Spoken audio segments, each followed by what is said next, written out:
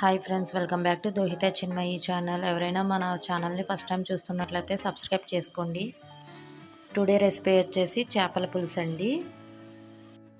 మేమైతే 1 kilo fish తీసుకున్నామండి. దీని నేమ్ వచ్చేసి శీలావతి. ఫస్ట్ అయితే మేము దీన్ని పీసెస్గా అక్కడే కట్ చేయించుకున్నాము. ఇంటికి తీసుకొచ్చిన తర్వాత మంచిగా వాష్ చేసుకోవాలండి. ఇలా పసుపు కల్లుప్పు వేసుకొని ఇలా మంచిగా వాష్ చేసుకోవాలి మనం. చూడండి, ఈ విధంగా అయితే చేసుకోవాలి. ఈ విధంగా చేయడం వల్ల నీచు వాసన అనేది ఉండదు. ఇలా చేసిన తర్వాత ఒక 3 to 4 టైమ్స్ అయితే మనం వాష్ చేసుకోవాలండి నీట్గా. ఇప్పుడైతే చింతపండు నానబెడదాం పులుసు కోసం. మనం తీసుకున్న ఫిష్ క్వాంటిటీ ప్రకారం మనం చింతపండు అయితే నానబెట్టుకోవాలండి. ఆనియన్ చాప్ చేసుకుందాం. చేపల పులుసుకి ఆనియన్ అనేది సన్నగా తరగాలండి. ఇప్పుడైతే ఫిష్ మసాలా రెడీ చేసుకుందాం. ఫిష్ అయితే శుభ్రంగా కడిగి పెట్టుకున్నాం కదండి. దానిలో పసుపు కల్లుప్పు మస్ట్ అండి. 3 టేబుల్ స్పూన్ వచ్చేసి కారం. నాన్ వెజ్ కర్రీకి ఎప్పుడైనా కల్లుప్పు అనేది చాలా టేస్టీగా ఉంటుంది. ఉప్పు కారం పసుపు వేసిన తర్వాత అయితే మనం హ్యాండ్తో మిక్స్ చేయకూడదండి. బౌల్ని ఇలా ట్యాప్ చేసుకోవాలి, ఫిష్ కదా. చూడండి, ఆనియన్ అయితే ఇలా సన్నగా తరిగి పెట్టుకోవాలి. చేపల పులుసుకి ఎప్పుడైనా వెడల్పుగా ఉన్న గిన్నెనే తీసుకోవాలండి. ముక్క అనేది విడిపోకుండా ఉంటుంది ఇలా దూరం దూరంగా ఉంటే. సో దానికోసం ఈ పెద్ద గిన్నె అయితే తీసుకున్నాము. దీనిలో ఒక 4 to 5 టేబుల్ స్పూన్ అయితే ఆయిల్ వేసుకుంటున్నాము. దానిలో కొంచెం జీలకర్ర మెంతులు వేసుకోవాలండి. అవి కొంచెం చిటపట అంటున్నప్పుడు 4 to 5 మిర్చి వేసుకోవాలి ఘాట్లు పెట్టుకొని. కొంచెం కరివేపాకు.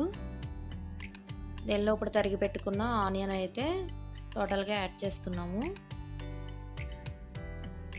కలర్ వచ్చేంత వరకు అయితే మిక్స్ చేసుకోవాలండి. సన్నగా తరిగాం కాబట్టి మనం మిక్స్ చేస్తూనే ఉండాలి.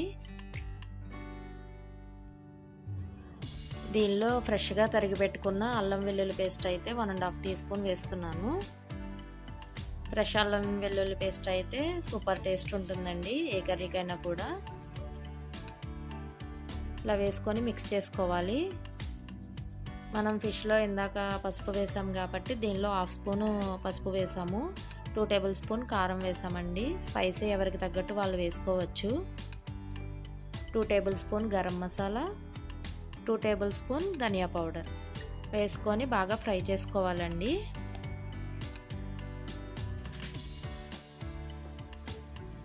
చూడండి, ఆనియన్ అనేది ఇలా ఫ్రై అవుతున్నప్పుడు ఒక 2 టమాటాలు అయితే కట్ చేసుకొని వేసుకోవాలి.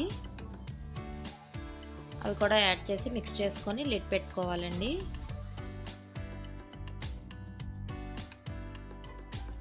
చూడండి, లిడ్ తీసిన తర్వాత అయితే ఆనియన్ టమాటా అనేది బాగా పేస్ట్ అయిపోయింది. ఇప్పుడైతే ఫిష్ని దీనిలో యాడ్ చేసుకుందాం.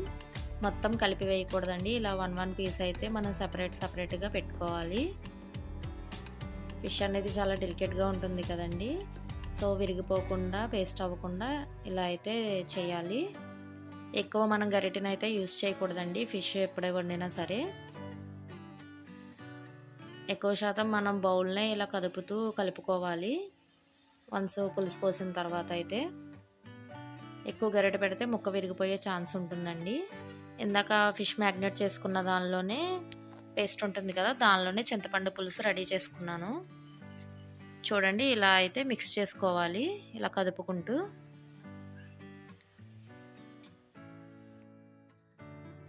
అంతగా కావాలి అనుకుంటే ఇలా 1 పీస్ని చాలా జాగ్రత్తగా టర్న్ చేసుకోవాలండి.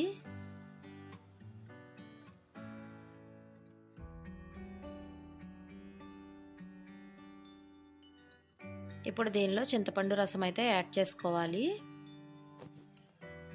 మనకి పులుపు ఎంత కావాలో దానికి తగ్గట్టు పులుసుని అయితే యాడ్ చేసుకోవాలండి. 1 గ్లాస్ వాటర్ యాడ్ చేసాము. ఇప్పుడు లిడ్ పెట్టుకొని మరిగించుకోవాలి. సాల్ట్ అదంతా కూడా ఇప్పుడే మీరు చెక్ చేసుకోవాలండి. చాలకపోతే కొంచెం అడ్జస్ట్ చేసుకోవాలి. చూడండి, పులుసు అనేది ఎంత బాగా మరిగిపోతుందో. చాలా అంటే చాలా సూపర్గా ఉంటుంది. మీరు కూడా ట్రై చేయండి. చాలా ఈజీ ప్రాసెస్ కూడా. అంతేనండి. ఒక 15 మినిట్స్ తర్వాత మనం స్టవ్ ఆఫ్ చేసుకోవడమే. ఇప్పుడైతే కొత్తిమీర వేసుకొని మరిగించుకోవాలి. చాలా ఈజీగా చేపల పులుసు అనేది రెడీ అయిపోయింది. Please like, share, subscribe.